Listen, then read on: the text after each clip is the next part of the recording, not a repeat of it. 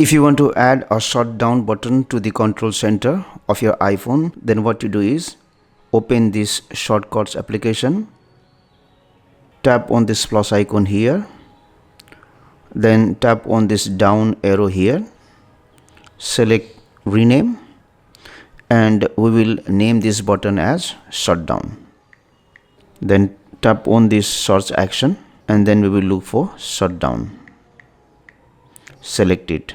Again tap on this down arrow here, select choose icon, and from here tap on search symbols and then we will look for power. Select this power icon here. After that you can close this screen. So once you have done this one, open the control center, tap on this plus icon here, select add control, and then we will look down for shortcuts. Open this shortcut, select choose, select shutdown. So you can see shutdown button is added. So let me tap on it, and once I do it, you can see you will get the option to shut down your iPhone. Thanks for watching. Please subscribe for more tips and tricks.